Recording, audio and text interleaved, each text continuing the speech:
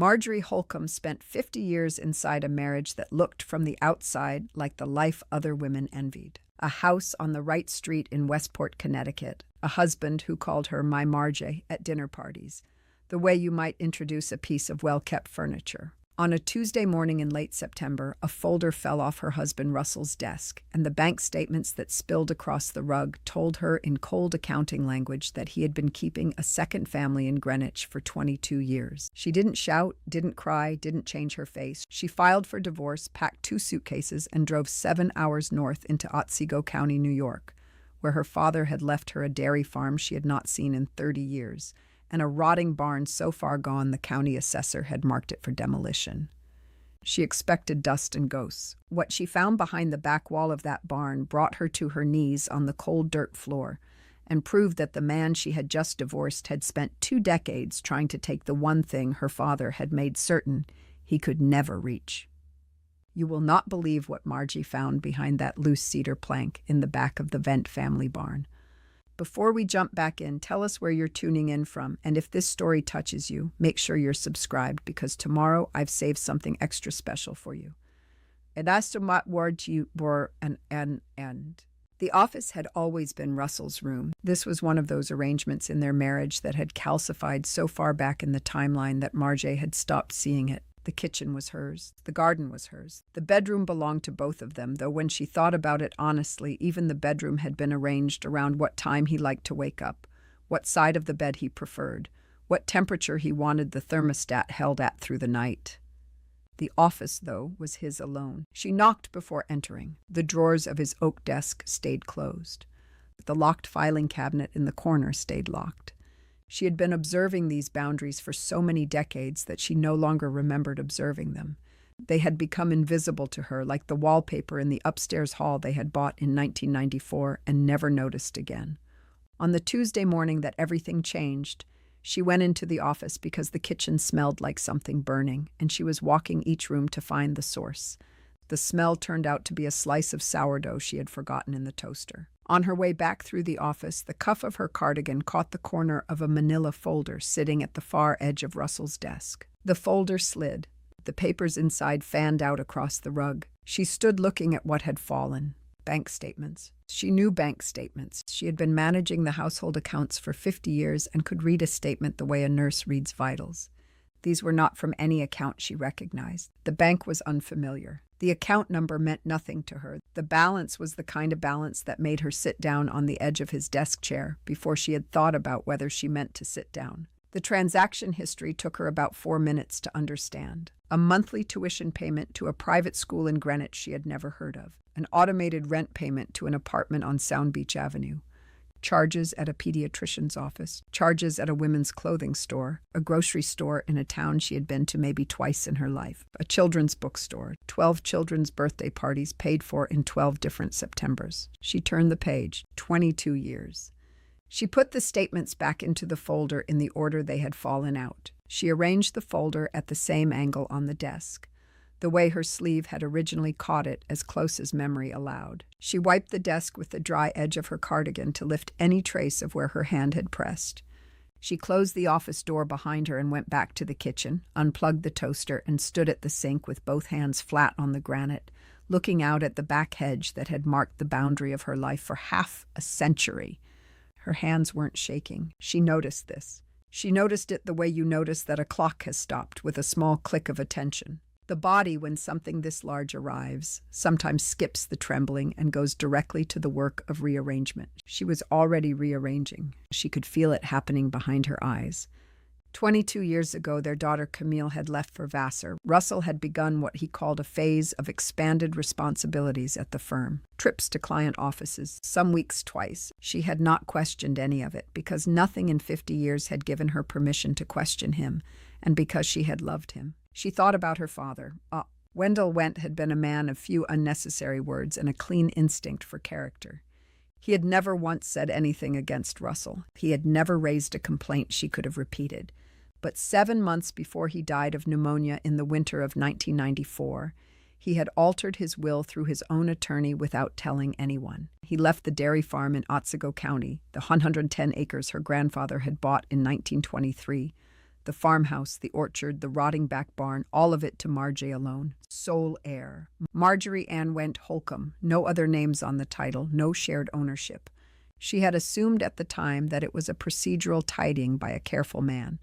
She walked to the bedroom and opened the small writing desk by the window, the one piece of furniture in the house Russell had never claimed. She found the folder labeled Father's Estate. She read the will twice. The property transfer document was clean and unambiguous. Attached to it was her father's handwritten note, which she had read once in 1994 and never returned to. The note said, in his slanted, careful handwriting, only this: Marje, this is yours. Keep it that way. She sat down on the edge of the bed. He had known something. He had known it without proof, or with proof he had chosen not to give her. And rather than say it and risk her not believing him, he had made certain that the one thing he could lock down stayed locked down. That was her father, the man who fixed the leak before he mentioned the rain. She found Naomi Quinn's card in the back of her address book, in the section labeled Miscellaneous, where it had been filed 12 years earlier after Naomi handled a small easement matter on the farm. She left a voicemail asking for the earliest appointment available. Then she washed her face with cold water and went down to the kitchen to start dinner, because Russell would be home at 6:30, and her face needed to look like the face of a woman who had spent her day the way she had spent every other day for half a century. He walked through the front door at 6:28. He kissed the top of her head, hung his jacket on the chair, asked what smelled so good, and poured himself a glass of the Malbec he liked. They ate the roast chicken. They talked about the neighbor's beagle and the weather forecast for the weekend. She watched him across the table and saw, for the first time in 50 years, the man she was actually looking at. She slept beside him that night without saying any of what she knew. She didn't have everything yet.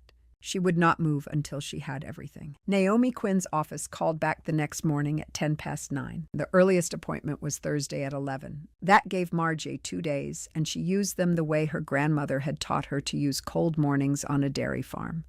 With method, without rush, and with no wasted movement. She made a list at the kitchen table. She wrote down what she had seen on the bank statements, the dates she could remember, the account number, the routing number, the name of the school in Greenwich. She wrote it in her own careful handwriting on a yellow legal pad.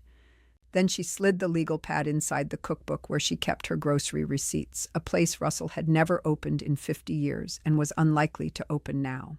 On Wednesday morning, after Russell left for the train, she went into the office and photographed every page in the manila folder. She used the small camera on her phone, the one Camille had set up for her 3 Christmases ago. She took the photographs in the natural light from the window, kept her hand steady, made sure each page was readable. She put the folder back at the same angle it had been resting at and wiped the corner of the desk where her sleeve had touched.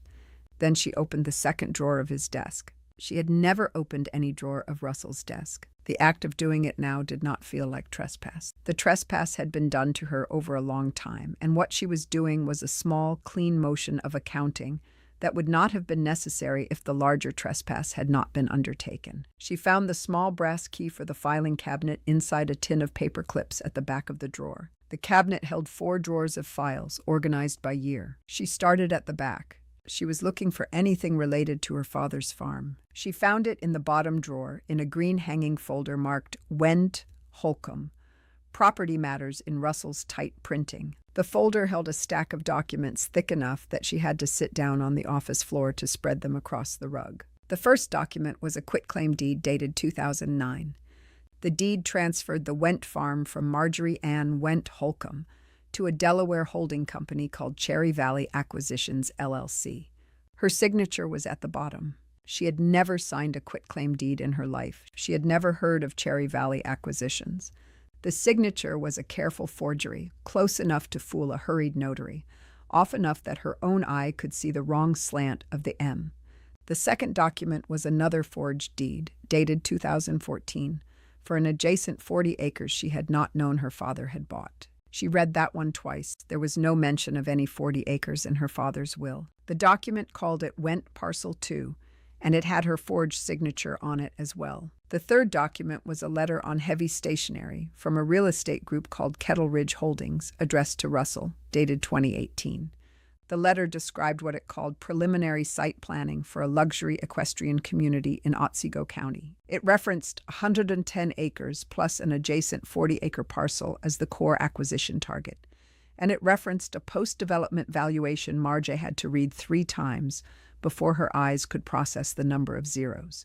The letter closed by asking Russell to confirm a timeline for clear title, since their investor partners were ready to proceed once the property was free of complications. She photographed everything. She put it all back in the green folder in the order she had found it, locked the cabinet, returned the brass key to the tin of paper clips, and slid the drawer shut. She washed her hands at the kitchen sink because the inside of the bottom drawer had been dusty and her fingers needed clean water on them. Preparing and narrating this story took us a lot of time, so if you are enjoying it, subscribe to our channel. It means a lot to us. Now back to the story.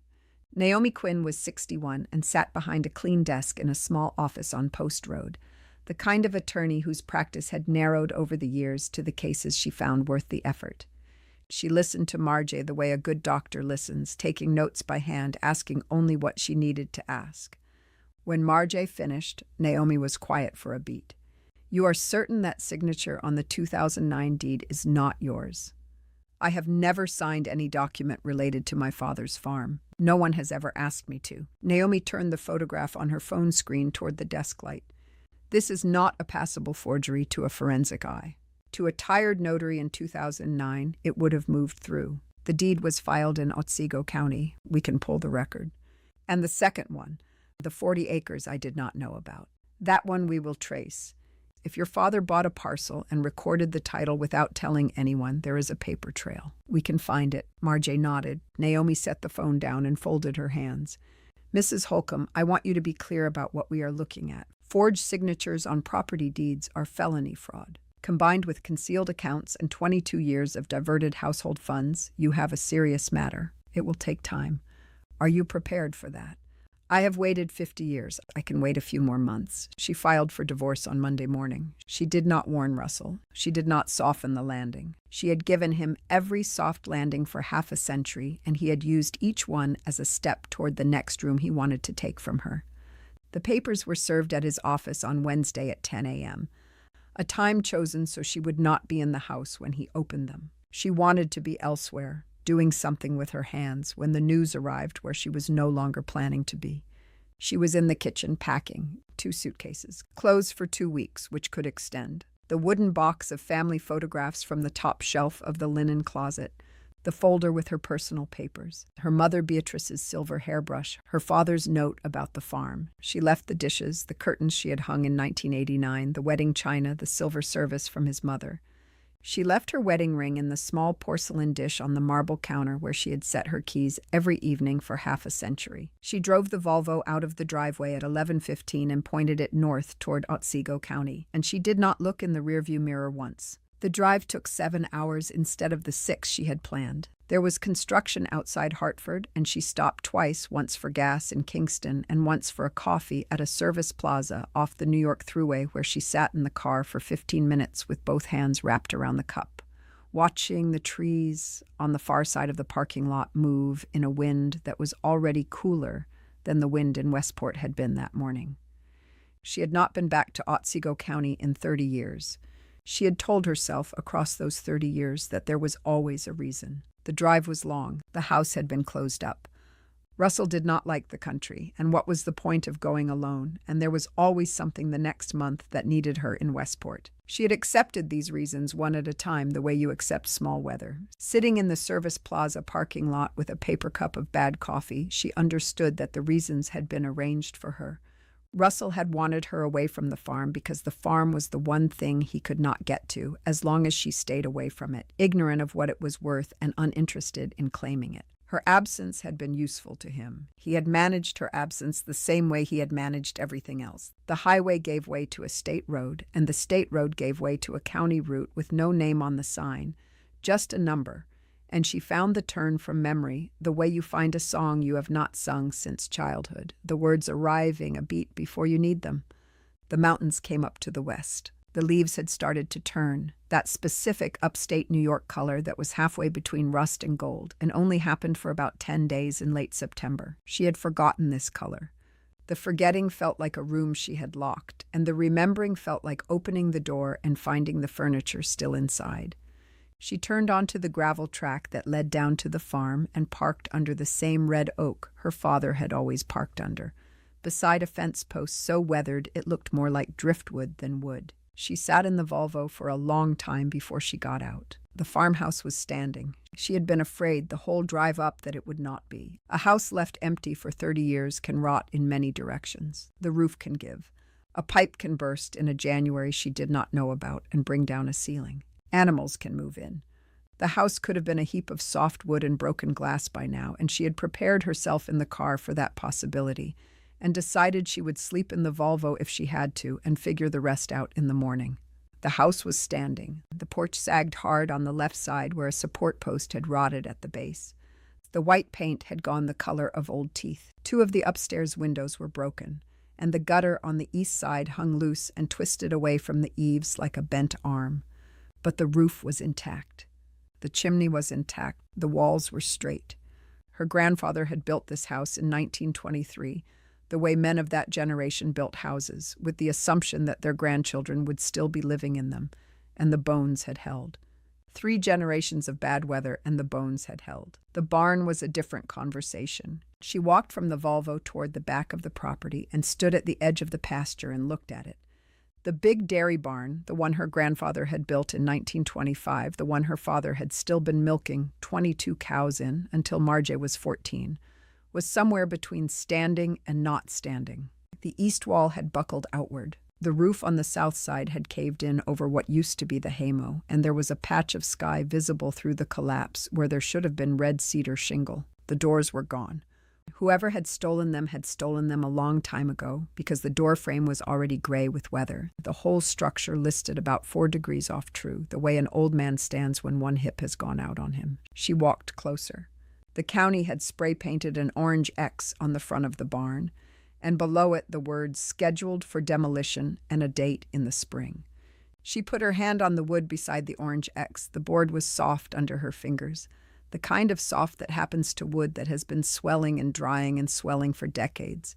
She pulled her hand back and brushed her palm against her jeans. She walked back to the Volvo. She got the key to the farmhouse out of her purse, the small brass key she had been carrying in her wallet for 30 years and had never used. She walked up the sagging porch steps, careful where she put her weight, and she put the key in the lock. The lock was stiff.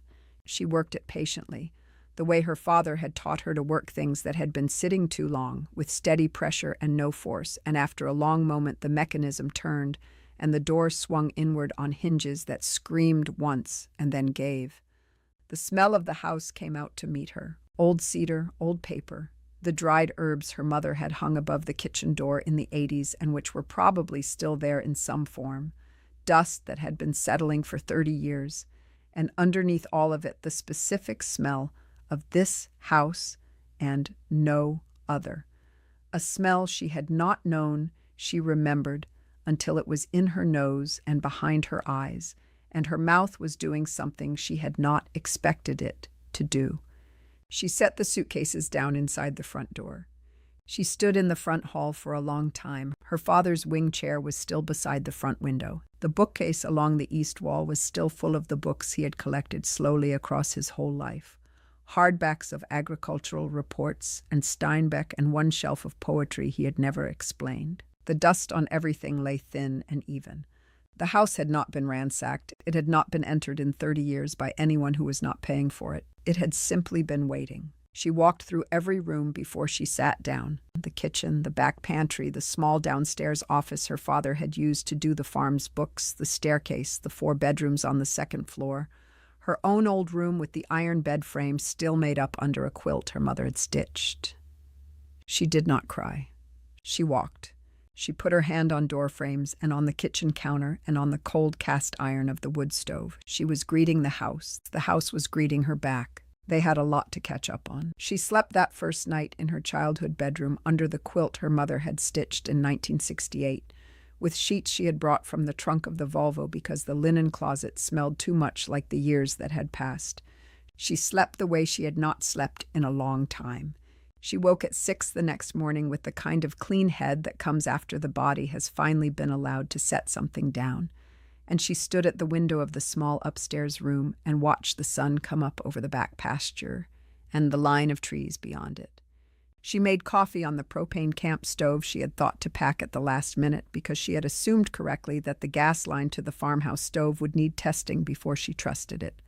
She drank the coffee at the kitchen table. She made a list. The list was 3 pages long by the time she had walked the whole house and the whole property a second time in daylight. The roof needed 2 sections of shingle replaced before snow. The east porch post needed pulling and resetting. The furnace would have to be tested by a person who knew what he was looking at, because she was not going to light a 60-year-old oil furnace on faith. The well pump was original. The septic was original. The kitchen plumbing made a sound when she turned on the cold tap that suggested air in the line and possibly worse.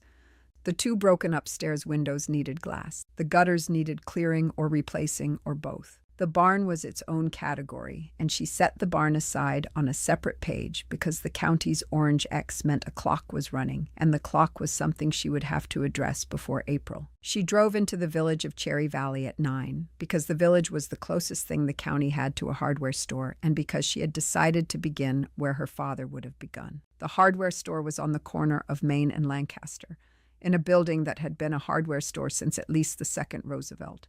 The bell over the door rang the way she remembered it ringing when she was 9 years old and her father had taken her in for a length of stovepipe.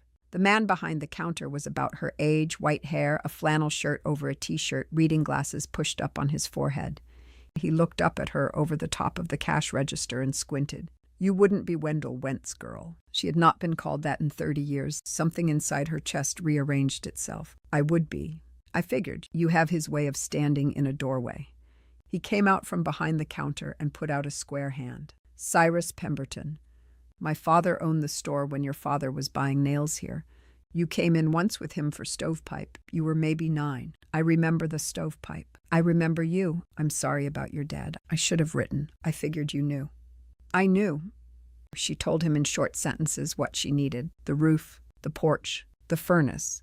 He wrote the names of 3 men on the back of a receipt and slid it across the counter. The first name was Bert Carmichael, who Cyrus said was the man you wanted for anything that involved making something old hold up under another 50 winters. The second name was for a furnace technician in Cooperstown. The third was for a glazier who would come out for the broken windows without complaining about the drive. He did not charge her for the box of weather stripping or the 2 cans of penetrating oil she put on the counter. And when she tried to insist, he said her father had once helped his father get a stuck John Deere out of a creek in 1971, and that he was settling up. She drove home with the receipt in her pocket and a feeling in her chest she had not felt in a long time, which was the feeling of being known by name in a place that knew her before she had been Marjorie Holcomb of Westport, when she had been Marje Wendt of the Wendt farm, and the second name had not been smaller than the first. Bert Carmichael came out the next morning. He was 64, lean, slow-moving, with the careful handshake of a man who had broken a lot of fingers in the course of his work and respected the fingers of others. He walked the property with her for 2 hours. He did not talk much. When he did talk, what he said was useful. The porch was a 2-day job. The roof was a 1-week job if the weather held. The furnace he could not give an opinion on without the technician. The barn he stood in front of for a long time with his hands in the pockets of his canvas jacket, and then he turned to her and said, You got the orange X? I do. You want to fight the demo order? I do. It's fightable, barely. The county wants it down because nobody's been keeping it up. If you can show them you're keeping it up, you can buy time. A year, maybe 2. Past that, you're going to need to be putting real money in or letting it go. I will be putting real money in. He looked at her for a beat. He nodded once. He took the job. She called Camille on the 3rd night. Camille had been calling since Tuesday. Marje had let the calls go because she had needed those 3 days to be the person she was in the farmhouse without the weight of being anyone's mother yet. When she finally picked up, Camille's voice on the line said only, Mom, I'm in Otsego. I'm at the farm. Tell me everything. She told her everything. The bank statements, the Greenwich apartment, the forged deeds, the Kettle Ridge letter, the drive up, the orange X on the barn. Camille listened the whole way through without interrupting, the way she had learned to listen from a man who was not her father. And when Marje was done, Camille said, Tomas and I are coming this weekend. We'll bring tools. Bring warm clothes, too. The house has no heat yet. Mom? I'm all right. I'm better than all right. I want you to hear that in my voice. There was a pause on the line. Then Camille said, I hear it. Camille and Tomas came up on Saturday in their dusty Subaru with 2 sleeping bags, a cooler, a cordless drill, and the kind of determined energy that adult children bring to a parent who has just torn the foundation out of her own life and is rebuilding it on harder ground. Camille was 41 and looked like Marje at 41, which was a thing Marje had not been ready to see. Tomas was a high school history teacher in Albany with a quiet laugh and the patience of a man who had worked construction in his 20s to pay for college. They worked alongside her all weekend. They cleaned out the kitchen together. They washed the windows on the south side of the house. Tomas got down into the cellar with a flashlight and came back up with a careful report on the furnace that matched what Marje had already suspected, which was that it would have to be replaced before Christmas. On Sunday afternoon, Camille walked out to the barn with her. They stood in front of it together. The orange X looked larger up close than it had looked from the kitchen window. Camille put her hand on her mother's elbow. Grandpa milked cows in there. 22 of them. I was 8 years old, sitting on a stool watching him. What's behind the demo order? Can you save it? Burke says I can buy time. I want to buy time. I do not know yet what I want to do with the time. I just know I do not want to watch it come down. They walked back to the house at dusk. Camille and Tomas left after dinner with promises to come back in 2 weeks. Margie stood on the porch and watched the Subaru's taillights move down the gravel track and felt, for the first time in many years, the specific clean tiredness of a body that had spent the day on something it cared about. She started on the barn herself the next morning. Burke had not started his work on it yet. He was finishing the porch. The barn was hers to begin clearing because there were 60 years of accumulated equipment and hay rakes and broken stanchions and rusted milk cans inside. And somebody had to take a first pass before the structural work could begin. She put on her father's old canvas jacket, which still hung on the peg by the back door and still fit her, and she walked across the pasture in the cold morning with a wheelbarrow and a pair of work gloves and started. She worked for 3 days. She moved one item at a time. She sorted as she went into piles for keeping, for selling, for hauling to the dump. She found her grandfather's hand-forged hay hooks and set them aside.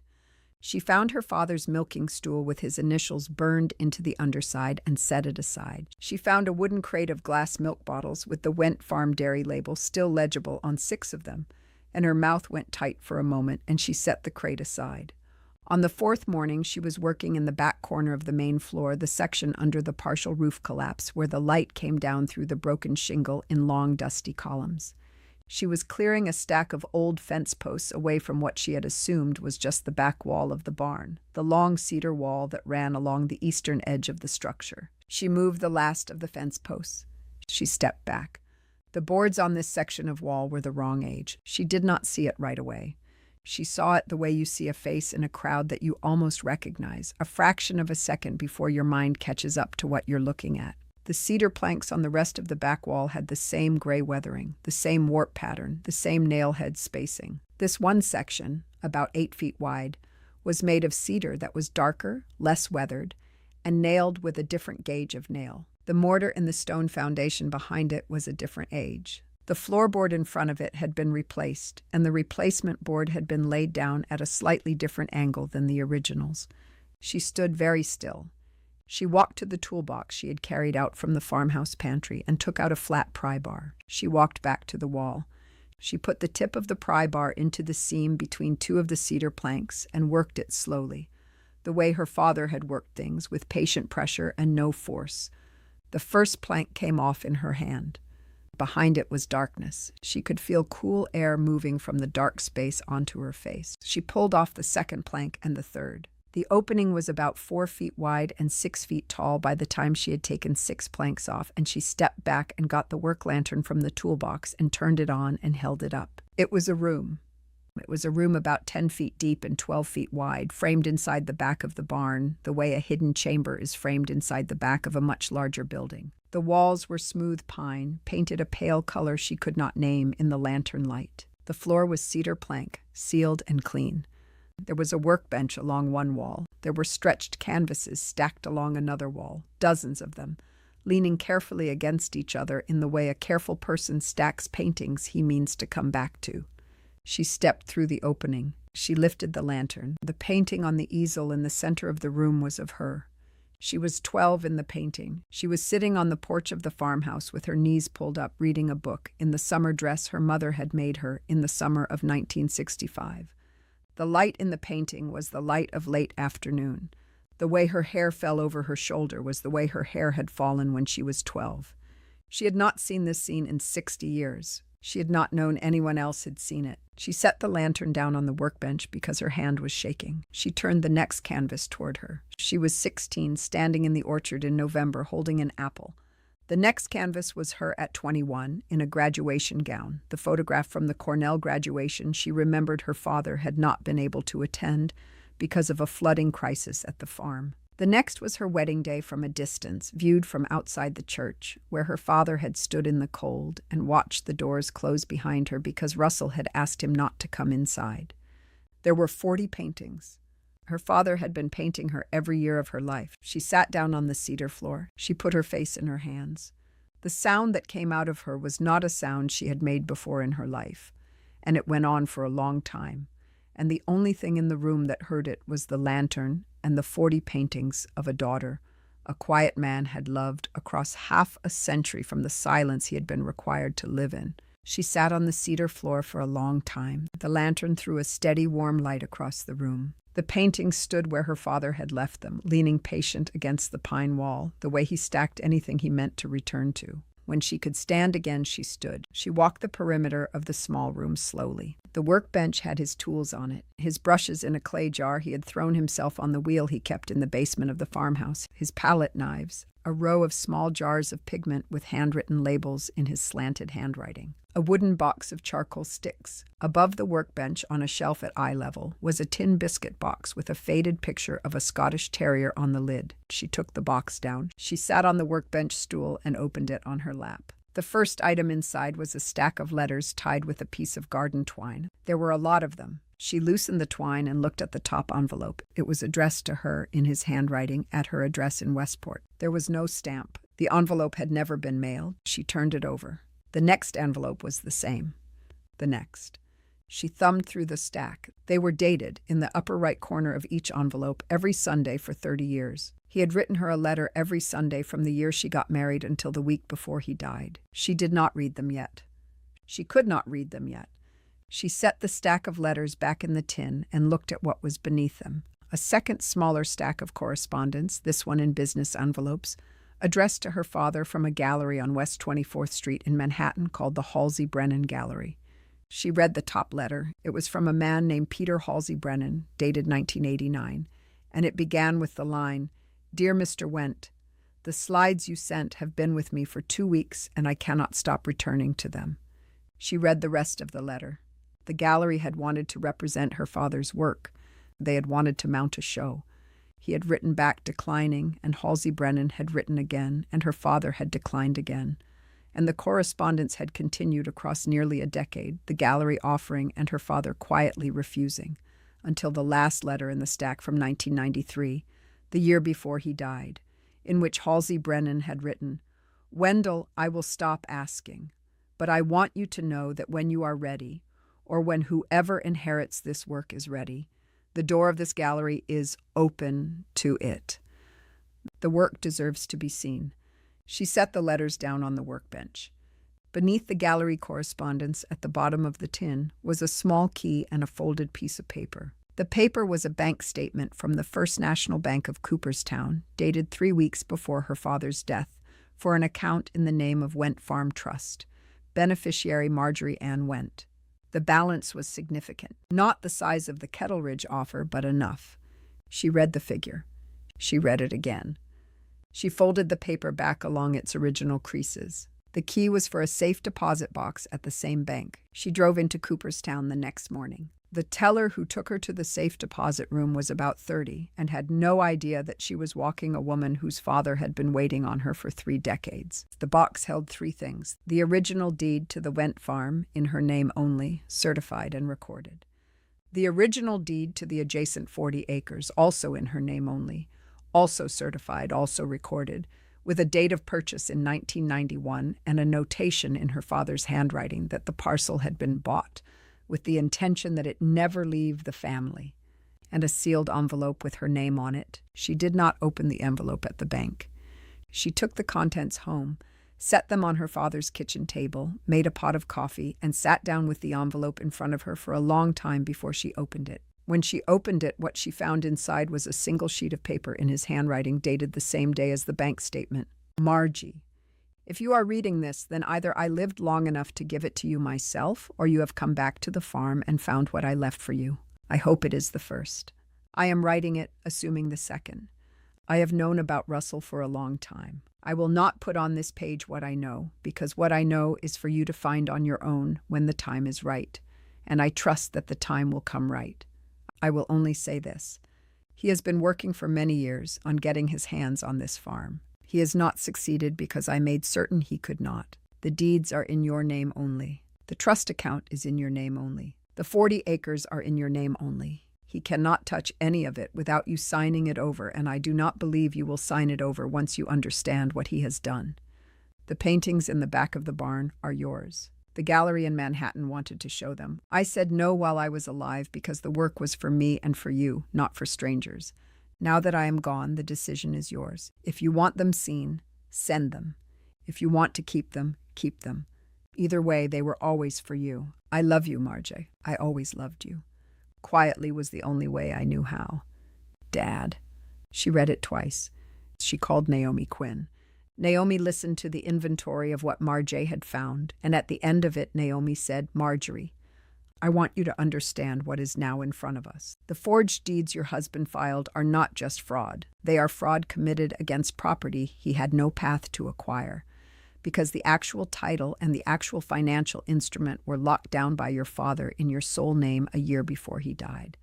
Your husband has been operating against a wall he could not see.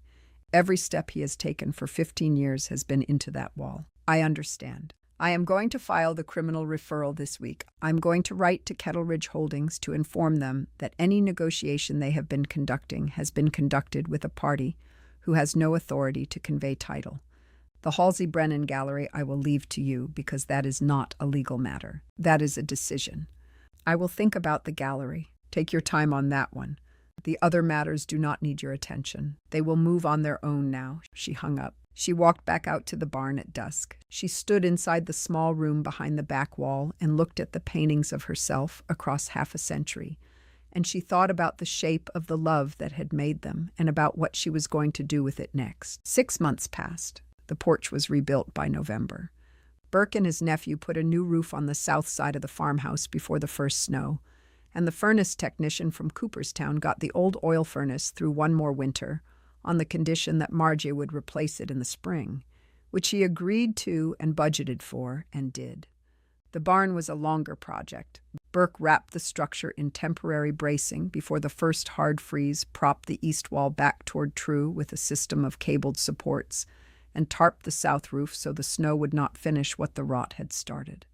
The county accepted the bracing as evidence of active restoration and pulled the demolition order in December. She paid Burke that month and shook his hand and told him that they would start on the real barn work in April. Camille and Tomas came up every other weekend. They brought tools, food, friends from Albany, who knew how to strip wallpaper or rewire an outlet or split firewood. The farmhouse came back, room by room, the way a body comes back after a long illness, slowly and with a kind of internal cooperation that Marje could feel happening, even when she was not actively working on it. She wrote to Peter Halsey Brennan in January. She enclosed photographs of 9 of the 40 paintings, taken in good window light by Tomas, who had a steady hand with a camera. She did not say much in the letter. She wrote that her father had been Wendell Wendt, that he had passed in 1994, that the paintings he had refused to send during his life were now in her possession, and that if the gallery's interest had outlasted the long silence,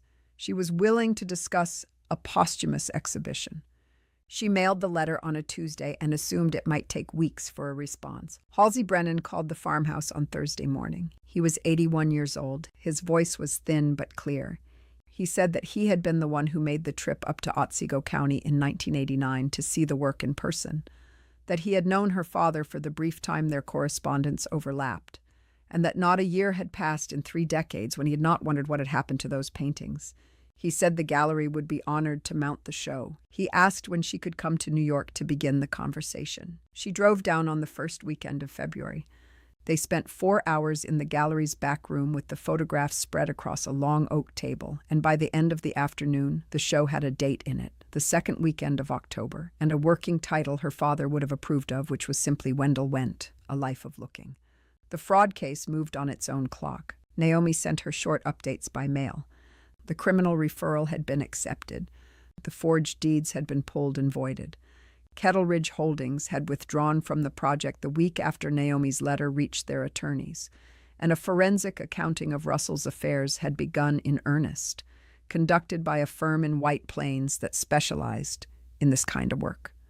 Marje read each update once and filed it. She did not return to it. The case was running, and her job now was to live in the place she was living in. He arrived on a Saturday afternoon in late March. She saw the car from the kitchen window, a gray sedan she did not recognize, a rental, which told her something before he had stepped out of it. He had always driven a Lexus that he replaced on a 3-year cycle. The rental meant the lease had ended and not been renewed.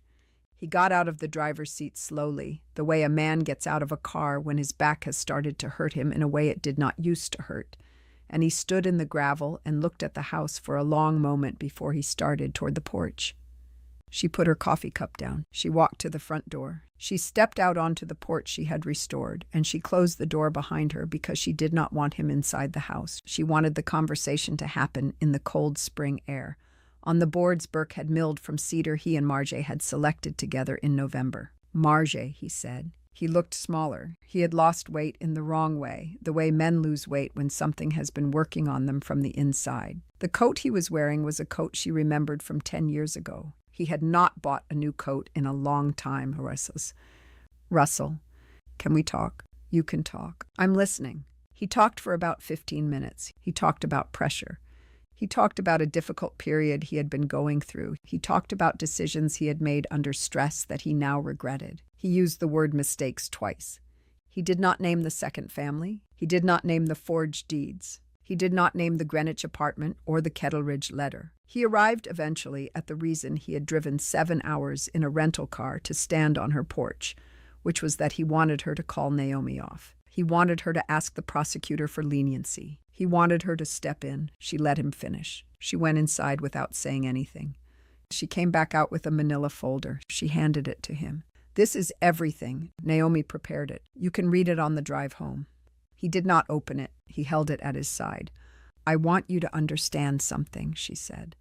I am not doing any of this to hurt you. I am doing it because what you did is what the record shows, and the record is going to stand. You took a long time deciding what I needed to know about my own life. I have decided what you need to know about yours. The deeds were forged. The accounts were hidden. The farm was never going to be yours. My father saw to that before he died. He saw you clearly, and I did not. And the work I am doing now is the work of catching up to what he already knew. Marje. I am not finished. You spent 50 years using my trust as a tool against me. I am not going to spend the rest of my life being angry at you for it, because the rest of my life is not yours to take any more of. But I am also not going to step in. What happens to you now is yours to carry. It always was. I am only just letting you carry it. He stood on the bottom step holding the folder. I think you should go, she said. He went. The gallery show opened on the second Saturday of October in a long, narrow room on West 24th Street with white walls and good northern light. A year and 1 month after the morning, Marje had bent down in her own office in Westport to pick up a folder that had fallen off her husband's desk. 40 paintings hung on the walls. Halsey Brennan had organized them chronologically. The earliest canvas was of Marje at 5 years old, sitting on the back step of the farmhouse with a tin cup in her hand. The latest was of her at 68, walking through the orchard in autumn, painted from a photograph her father had taken in secret on a visit she had made to him in the last spring of his life. Camille came down with Tomas. Cyrus Pemberton drove all the way from Cherry Valley with his wife. Bert Carmichael came in his only suit and stood in front of the painting of the barn, the one her father had done in 1972, when the cedar planks had still been red and the roof had still been straight. Estelle Faraday from the library brought 3 of her sisters: Roy Tannenbaum, the neighbor whose pasture ran along the southern edge of the Wendt land, came in clean boots and a tie his wife had picked out, and he stood for a long time in front of the painting of a Holstein cow her father had done in 1968. Halsey Brennan gave the opening remarks. He spoke for about 4 minutes. He said that he had spent 50 years showing work by artists who wanted to be seen, and that what he was hanging on his walls tonight was the work of an artist who had not wanted to be seen, who had made the work for one viewer only, and who had trusted that when the time was right, the viewer would arrive. He said that the viewer had arrived. He raised a glass to Wendt. The room raised glasses with him. Marje stood near the back during the toast. She had been given a small speech to make if she wanted to make one. She had not decided yet whether she would. When the time came, she walked up to the small podium at the front of the room, and she looked across at the wall of paintings of herself at every age she had been, and she set her notes down on the podium without looking at them. "My father was a quiet man," she said. "He did not talk about what he loved. He showed it, and the showing was the only language he had. For 30 years after I married, I did not know that he was painting me. I lived in a house 7 hours south of the farm where these paintings were being made, and the man I lived with had arranged my life so that I would not come back to this farm, and I went along with the arrangement because I did not see it for what it was. My father saw it. He kept painting anyway. He kept writing me letters he never mailed because the act of writing them was its own answer, even if I never read them in his lifetime. I have read them now. I have read every one. What I want to say tonight is that the love that does its work in silence, the love that does not ask to be acknowledged, the love that simply continues, is the love that survives the betrayal of louder loves. My father knew that. He banked on it. He was right." She did not say anything else. She stepped down from the podium. The room was quiet for about a beat, and then Camille started to clap, and the rest of the room joined her, and Marje walked back to where she had been standing and let her daughter put an arm around her shoulders. The fraud case concluded the following March. The penalties were what Naomi had said they would likely be. A judgment that would take Russell the rest of his working life to satisfy. A criminal record. The forensic accounting closed his remaining accounts. The Greenwich woman had left him within 4 months of the divorce filing, as Marje had assumed she would. The school in Greenwich had been quietly informed. The apartment had been given up. Russell was, by the time the case closed, living in a 1-bedroom rental in a part of New Jersey Marje did not know the name of. She read Naomi's final summary letter once, filed it, and did not return to it. The 40-acre parcel her father had bought in 1991 turned out to contain the headwaters of the creek that fed the Wendt farm pond. She left it untouched. She enrolled the parcel in a conservation easement program because the parcel had not been bought for development, and because her father's note had said that it was meant to never leave the family, and the easement was the surest way to honor that across the next 100 years. The paintings sold over the following year, the ones Marje was willing to let go.